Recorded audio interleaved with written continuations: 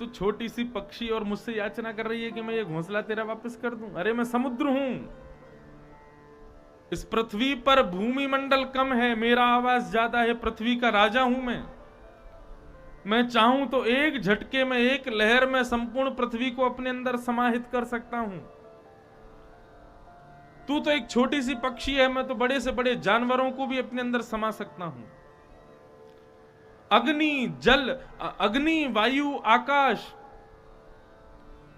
इन सबसे भी ज्यादा ताकतवर हूं मैं, और तू मुझसे कह रही है तेरे छोटे से घोंसले को वापस करूं मैं? नहीं करूंगा, जा। अभिमानवश बोल दिया। गौरैया पक्षी के नेत्र सजल हो गए। एक दो बार याचना की, मेरे बच्चों को वापस कर दो, समुद्र मना कर दिया। बहुत ध्यान से सुनिए, ये कथा बहुत बहुत सीखने योग्य कथा है, जानने योग्य कथा है।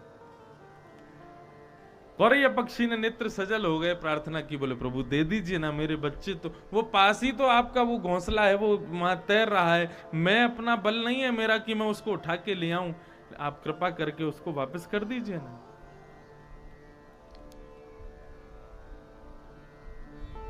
तब भी समुद्र ने वापस नहीं किया। तो गौरैया पक्षी क्रोधवश बोलता है, यदि तुमने मेरे बालकों को वापस नहीं किया, हे समुद्र देव, मैं तुमको सुखा दूंगी। समुद्र जोर से हंसने लगा और मुझे सुखाएगी? बोले हाँ, मैं सुखा दूंगी तुमको। कैसे सुखाएगी? बोले मैं अपनी चोंच में तुम्हारे जल को भर भर के किनारों पर डालती जाऊंगी, उससे तुम सूख जाओगे। समुद्र ने लगाई मसनद अपनी बढ़िया, बोले निकाल, तू आज सुखा के दिखा मुझको। और गौरैया पक्षी क्रोधवश अपने बालकों के उस घोंसले को दूर से देख रही है, नेत्र लाल पड़ गए, आंसू निकल रहे हैं, बार बार जाती है और क्रोध में समुद्र की बूंदों को अपनी चोंच में भरती है, बाहर ला करके फिर उस एक कोने में उसको छोड़ देती है।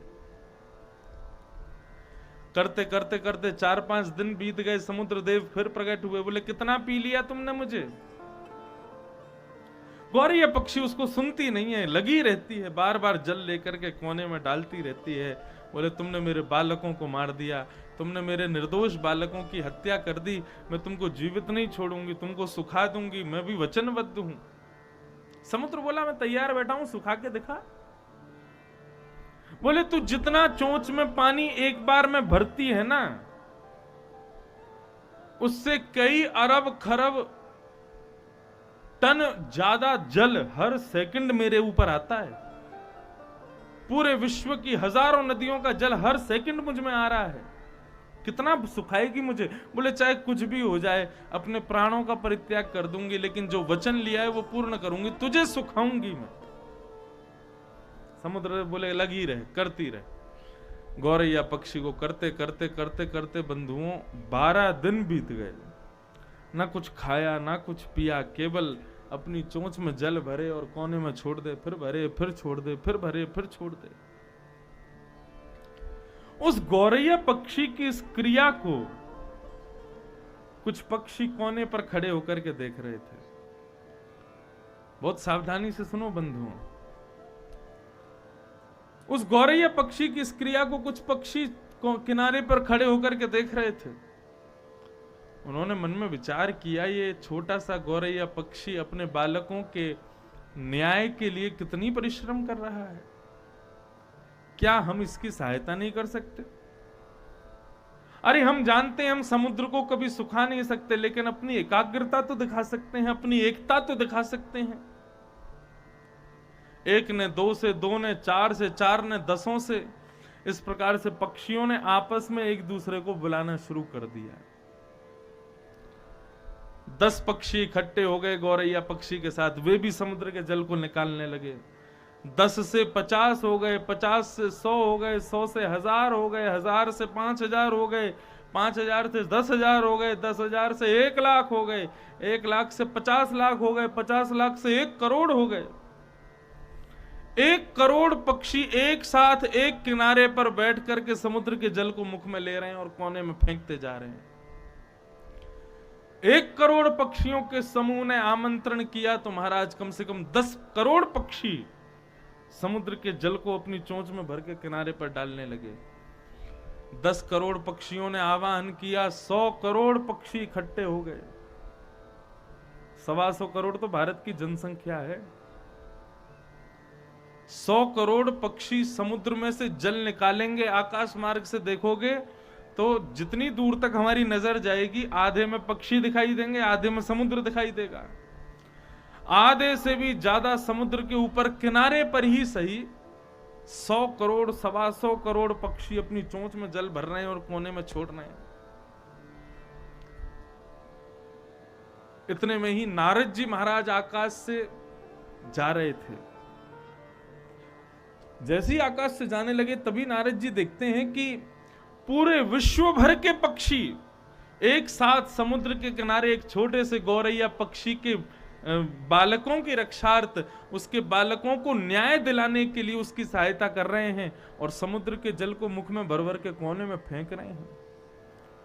करोड़ों पक्षियों के उस समूह को, उस झुंड को जब नारद जी ने देखा, नारद जी ने जांच पड़ताल की कि भैया ये पक्षी समुद्र के किनारे इतने सारे पक्षी क्या कर रहे हैं, तब पता चला बोले गौरैया पक्षी को अभिमान दिखाया समुद्र ने, तो उसने उसको कहा है कि मैं तुझे सुखा करके मानूंगी। तो उस गौरैया पक्षी के इतने सारे पक्षी सहायता कर रहे हैं इसको समुद्र को सुखाने के लिए। नारद जी महाराज ने जब ये एकता देखी तो एकता देख करके सीधे नारायण के पास गए और नारायण से जाकर के बोले, प्रभु आपको कुछ करना नहीं है, लेकिन ये अभिमानवश जो समुद्र ने इतना मान अपना दिखाया, अभिमान दिखाया, इसको परिणाम तो मिलना चाहिए। इस संसार में कोई छोटा बड़ा नहीं है। तो गौरैया पक्षी छोटा है तो उसके मान का इस प्रकार से अपमान किया इस समुद्र ने, ये उचित बात नहीं है। आप कृपा करके अपने सुदर्शन चक्र को आदेश कीजिए कि वो सुदर्शन चक्र समुद्र के ऊपर जाकर के अपने आप को इतनी द्रुत गति से चलावें कि उनसे निकलने वाले तेज से ये समुद्र सूखने लग जाए। पूरा समुद्र सुखाना नहीं है प्रभु, लेकिन समुद्र को भान तो हो कि हाँ मुझ में कमी हो रही है, मैं सूख रहा हूं, केवल इतना मात्र हो जाएगा, उसी से उस गौरैया पक्षी को शांति तो मिलेगी। भगवान ने जब नारद जी की इस बात को सुना तो भगवान प्रसन्न हो गए और भगवान ने सुदर्शन चक्र को आदेश किया, सुदर्शन चक्र जाओ, इतनी द्रुत गति से चलना कि समुद्र का पानी सूख जाए और 12 सूर्यों की किरण को साथ लेकर के जाना। मतलब 12 सूर्य एक साथ आकाश में यदि प्रकट हो जाएं, एक सूर्य ने हालत खराब कर रखी है, यदि 12 सूर्य आकाश में आ जाएं तो क्या होगा, हमारा जल जाएगी पृथ्वी। भगवान ने कहा 12 सूर्यों की किरणों को अपने में समेट करके जाओ और इस समुद्र को सुखा दो जाकर के। तभी महाराज उन 125-200 करोड़ पक्षियों के देखते ही देखते आकाश से एक दिव्य सूर्य की कांति प्रकट हुई। सुदर्शन चक्र इतनी द्रुत गति से घूमते हुए आकाश मंडल से आए और समुद्र के ऊपर आकर के स्वयं को इतनी द्रुत गति से चलाने लगे। 12 सूर्यों का जब तेज समुद्र पर पड़ा तो क्या हुआ, एक सूर्य समुद्र की कितनी भाप उठाता है समुद्र में से। ये जो बादल बनते हैं समुद्र में से ही तो उठते हैं, एक सूर्य की देन होती है ये बादल। 12 सूर्यों के समान तेज जब उस सुदर्शन चक्र ने प्रकट किया, उसके तेज से समुद्र सूखने लगा, समुद्र का जल खत्म होने लगा, समुद्र में विद्यमान बड़े बड़े जीव जंतु मरने लगे, समुद्र में विद्यमान बड़े बड़े जो वेल मछली आदियां हैं वे सब समुद्र देव से प्रार्थना करने लगी, हे देव हमको बचाओ, हम मर रहे हैं यहाँ पर, ये सुदर्शन चक्र हमको सुखा रहा है। जैसे समुद्र ने देखा कि मेरा जल तो बिल्कुल मानो जितनी पृथ्वी बची थी उतना ही जल रह गया था, समुद्र को लगा कि अब मैं सूख जाऊंगा अगले कुछ मिनटों में। तुरंत समुद्र देव प्रकट हो गए, सुदर्शन चक्र से प्रार्थना करने लगे, बोले प्रभु मेरा अपराध क्या है, आप मुझे क्यों सुखा रहे हैं, अरे बहुत सारे बालक हैं मेरे, सब मर जाएंगे, सब जीव जंतु मारे जाएंगे, इस प्रकार से सुखाओ मत मुझे। सुदर्शन चक्र बोले आज तू भगवान से भी प्रार्थना करेगा तो भी तू नहीं बचेगा, तू तो सूखेगा आज। नारद जी के पास गया समुद्र, नारद जी से प्रार्थना करने लगा, बोले प्रभु मुझे बचाओ। बोले तेरी रक्षा अब केवल एक ही कर सकता है, कौन, बोले किनारे में अपनी चोंच में भर के पानी को कोने में फेंक रहा वो गौरैया पक्षी।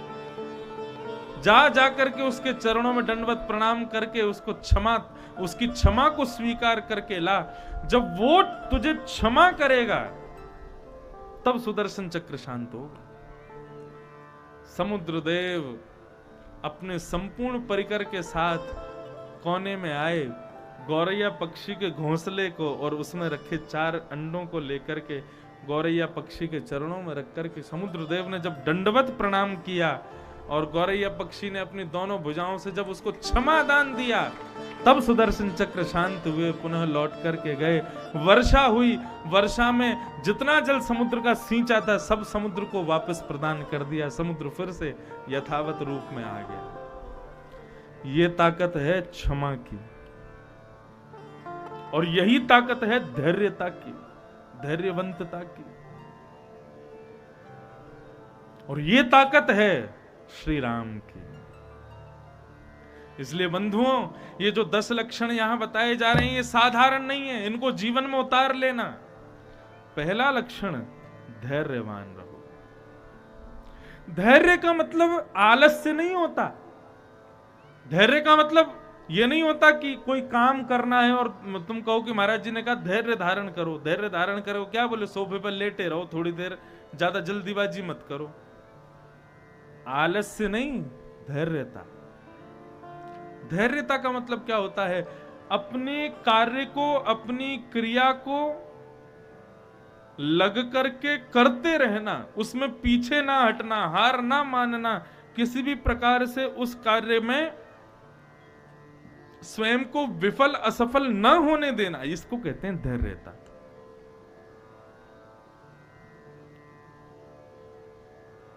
तो पहला लक्षण धर्म का क्या है? धैर्य।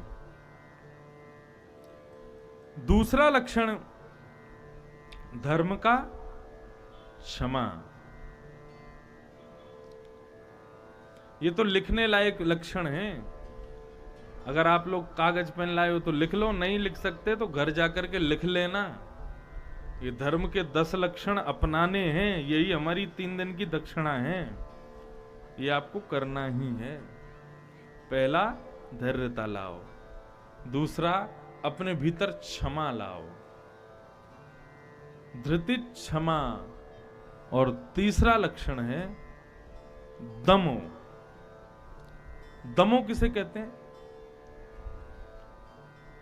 दमन करना।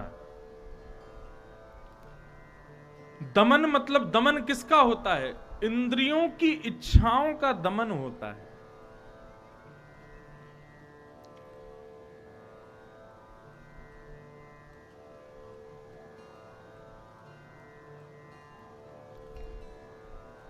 हमारे इंद्रियों की कोई इच्छा है, जीभ कुछ खाना चाहती है, कान कुछ सुनना चाहते हैं, हाथ कुछ स्पर्श करना चाहते हैं, पैर कुछ पहनना चाहते हैं।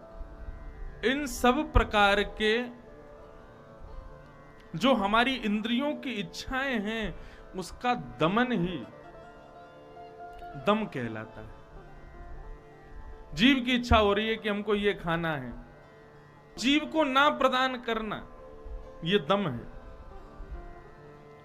कान की इच्छा हो रही है कि हमको ये सुनना है, वो कानों को ना सुनाना। सुनने का, खाने का मतलब संसारी वस्तु। जीभ की इच्छा हो रही है चाट पकौड़ी खानी है तो उसको चाट पकौड़ी ना खिला करके सात्विक खिलाना। कान की इच्छा हो रही है हमको भद्दे